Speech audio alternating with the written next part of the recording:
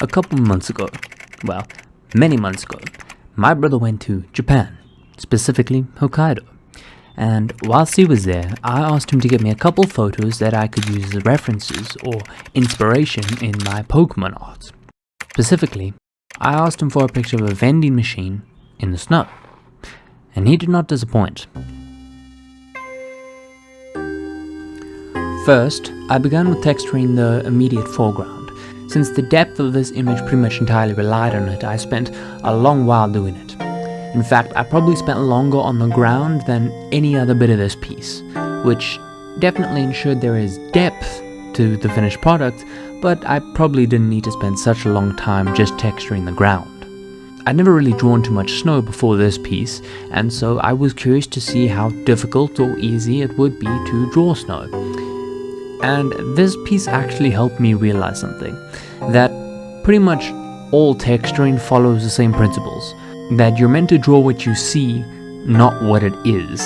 And that may sound a bit confusing, it's a bit confusing to explain, so I think it's a lot easier to just show you what I mean. This is a tree. This doesn't look like a tree, but this does. And it's the same thing with the snow in this piece. This doesn't look like snow, but this is snow.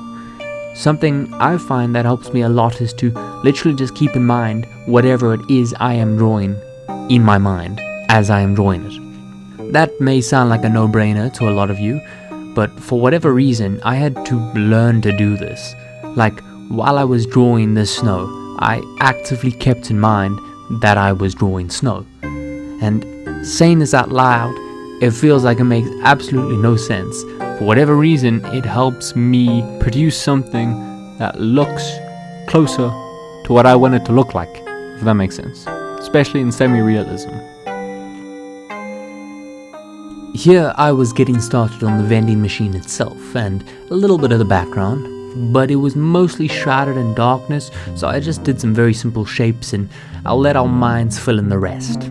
Which, speaking of our minds filling in the rest, I think the theme of this video is going to revolve around details, and how they are nothing but a lie. Details are a lie. Now, for those of you like me, who tend to become a bit of a perfectionist in their arts and hyper-focus on the small details, this will probably help you quite a bit. Details are a lie. It's like I mentioned at the beginning of this video. Tree, not tree. It took me a really long time to realize this, and even longer to accept it, and even longer still to implement it.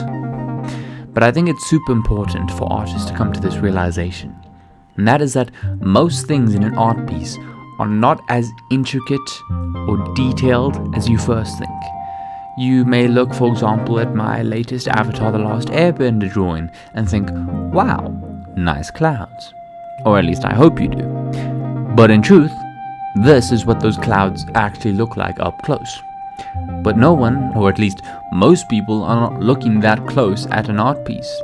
Only us as the drawers of said piece. And nowhere is this more evident than in the modern goats. Sam does arts. Look at this. And look at this. Wallump. Goes. Huh? You see what I'm getting at here? Details are a lie.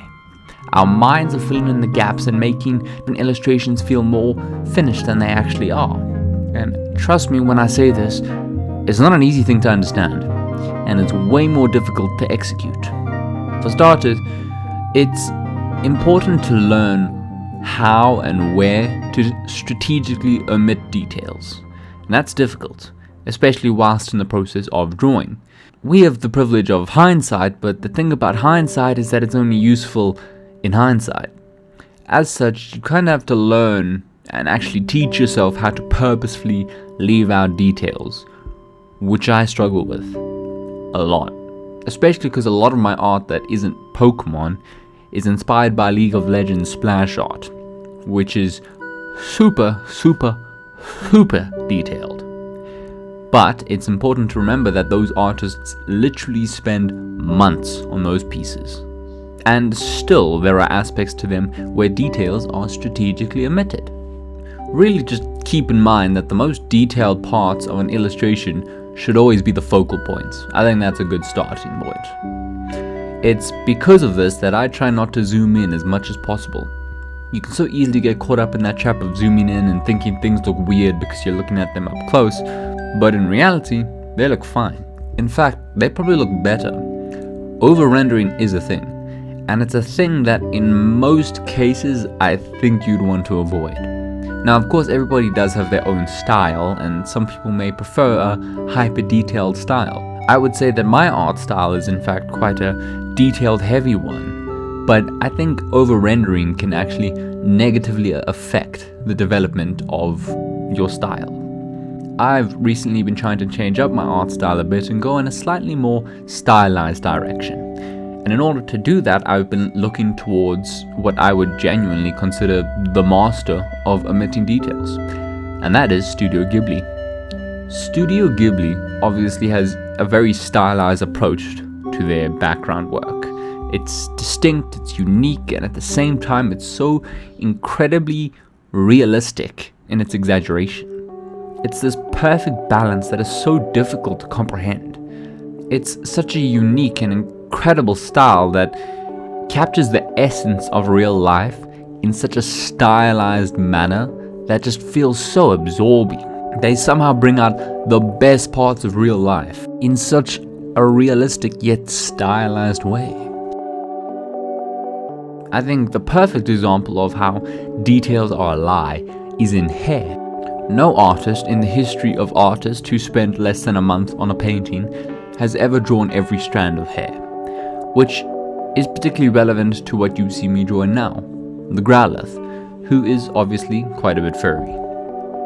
He is my reoccurring character. Yeah, I suppose he is a character in a sense, but he and the Pidgey, which is actually not in this one, are reoccurring features of most of my Pokemon illustrations. I used them in the very first one and they kinda just stuck, and now it feels like I can't abandon them. Aside from this one, where the Pidgey is left out. But I like to imagine this image was set before the rest, when the Growlithe was still just looking for a friend maybe. This piece was quickly turning into one of my favorites of all time. The lighting, the simplicity, that midnight melancholy feel to it, I just loved it. A lot of illustrations towards the end, after I've spent literally hours doing them, I often feel quite a bit burnt out on them, or maybe just less ambitious than when I had begun, which I think is totally normal, but it can often be very demotivating. And I feel like there's a good amount of time where I leave certain illustrations more thankful when they're done than proud that I've completed them. And it's something I've struggled with quite a bit in my art, and I often don't feel satisfied with my art pieces.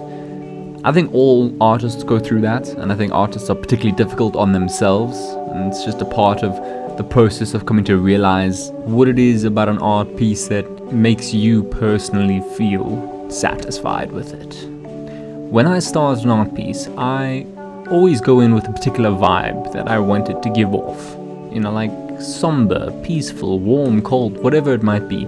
I always have an idea of what I want an art piece to feel like. So when a piece doesn't capture what I am aiming for, it can feel pretty bad. And this piece is the perfect example of what I want all my art pieces to feel like. I started off with an idea, with a particular vibe that I wanted to capture, and somehow my brother was able to get the perfect reference that matched that idea and that vibe and everything. And before this piece was even halfway done, it was already perfect, literally as if it was ripped out of my imagination. This piece felt really personal in a way, mainly because it was my brother who took the photo, so in some ways it feels like it was almost like a collaboration with him, and also one step closer to my end goal of turning places that I personally get to experience, in this case vicariously, into art. And the chances of this particular vending machine ever having an art piece made about it is probably pretty slim.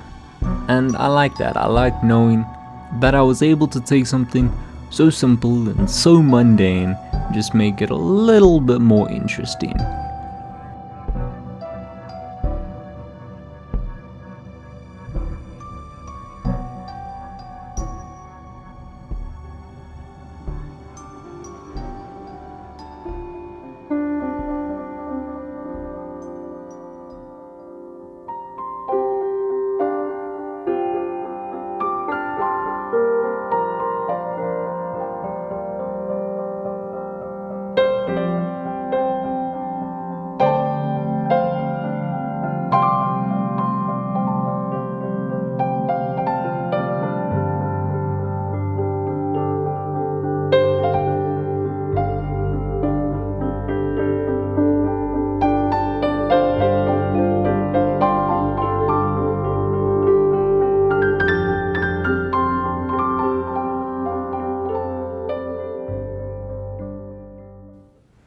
whilst my brother was in Hokkaido, I thought, rather than just waiting around for him to send the pictures, why don't I find some myself? So I decided to go look on Google Earth, specifically Hokkaido, and see what I could find. I wanted something with mountains, something with snow and that winter vibe. And clearly Hokkaido was the right place to look. There were many beautiful views, but few that really gave off the vibe that I was going for, or looking for.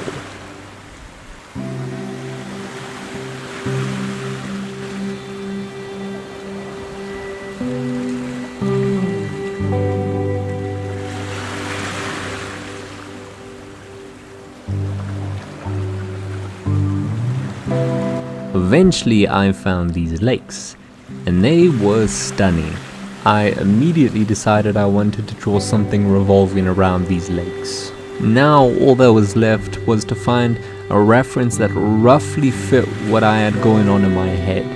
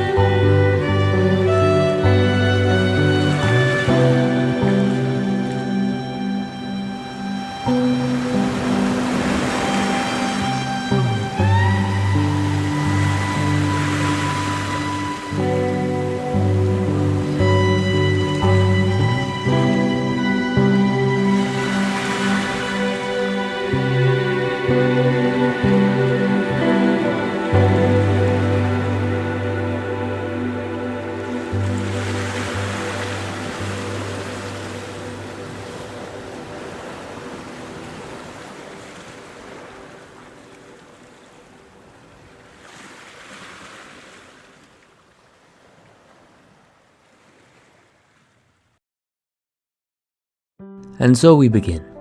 This one is going to be a long one, and I mean horizontally long.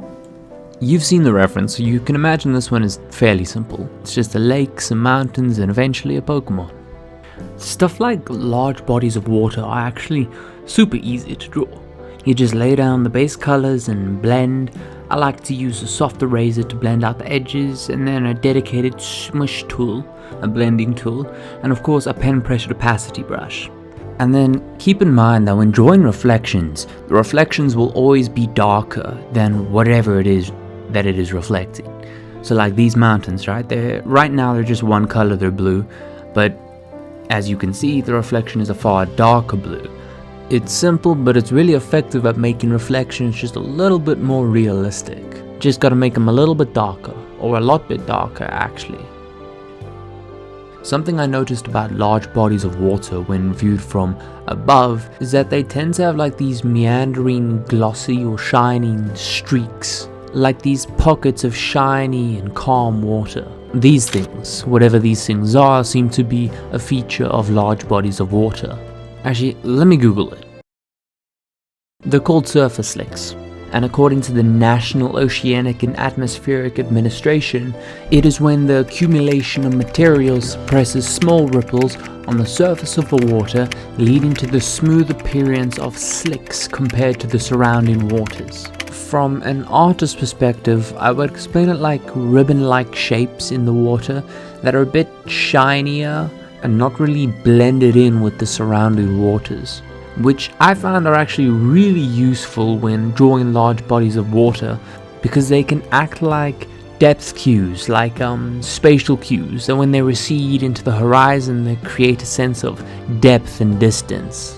They can act like natural guidelines, sort of. In a way, these water sticks tie into the whole details being a lie thing, considering they are technically an example of details being so numerous that they just become one big shape. Maybe not exactly the same what I was saying earlier, but I mean it all falls under details being a lie.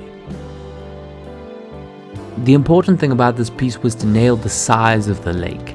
I really wanted to emphasize its vastness, which proved to be more difficult than I had originally thought, because when it came to adding the Pokémon, as you'll see, I wanted him to be like skimming just above the water, but that was difficult because I drew the lake as if it was being looked at from a bird's eye view, but I wanted the Pokémon to be viewed from the side, as if he was just above the water.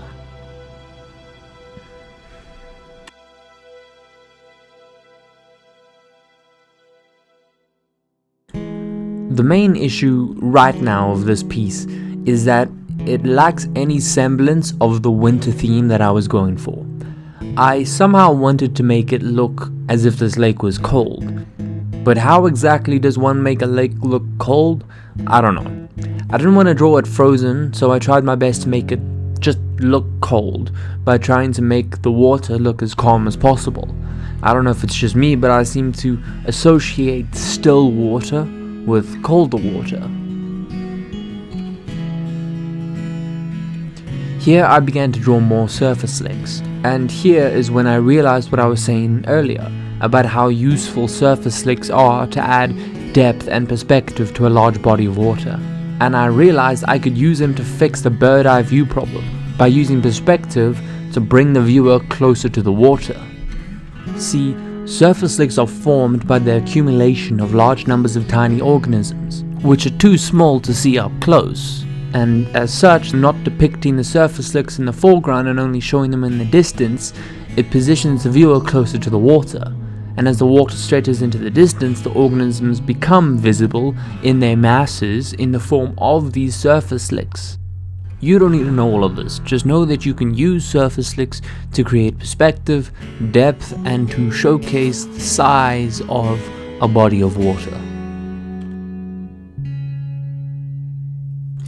Finally, we come to the Pokémon, who of course, I'm sure you can tell, is a Dragonite, because that just felt right. I wanted to draw the Dragonite from the side, flying just above the water with enough speed to cause a wake behind it. But here is where I continued to encounter the problem of the opposing perspectives of the lake and what I wanted for the Dragonite, which created quite a bit of difficulty in determining the appropriate size of the Dragonite. I didn't want him to be small because he was meant to be the focal point, but at the same time, I just didn't want it to look strange. I thought surely what this piece was missing was more surface slicks, so I went to add a little bit more, and I think in hindsight I can definitely say I overdid it a bit. Luckily, I do think I fixed this at a later point, but Specifically, if you look at the left side of this drawing, there was just a bit too much going on in the water right now. The surface looked a bit odd.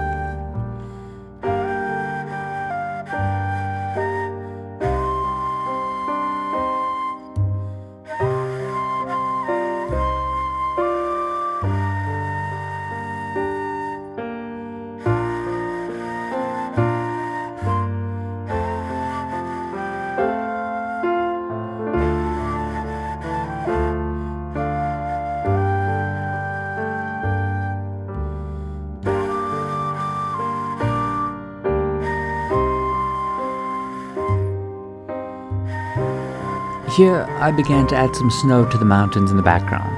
I still felt as if the water didn't feel cold, and I thought maybe the solution was to make it more apparent that it was winter. So I tried to do that. But I didn't like it, so I tried again, and I didn't like it. Then I tried again, and I didn't like it. You get the idea. That's why this is sped up even more than usual. Eventually, I did like it. Now is when I like it. As I'm editing this and doing the commentary and watching this over, I'm realizing how good this actually looked right now with just like the little bit of snow on the mountains. But I did not stick with this, unfortunately, and I'm actually really sad about it because I'm looking at it now and it looks really nice. I'm almost tempted to go back and do this, but no.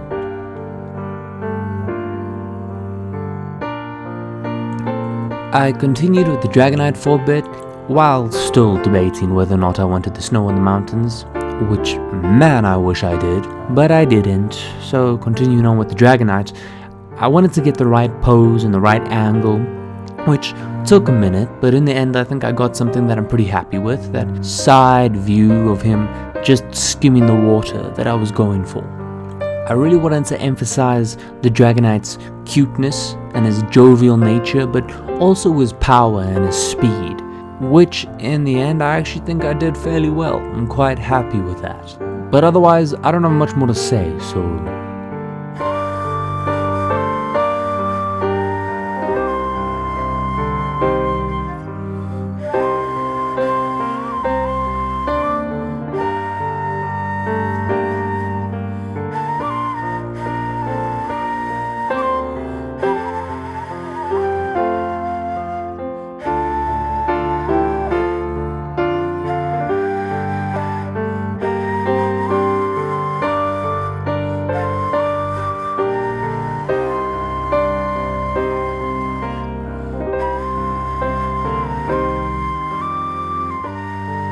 Finally, I was nearing the end of this illustration, and I'm quite conflicted about this one. I do like the finished product, but watching this back has made me realize it could have been a lot better, but you know, what can you do?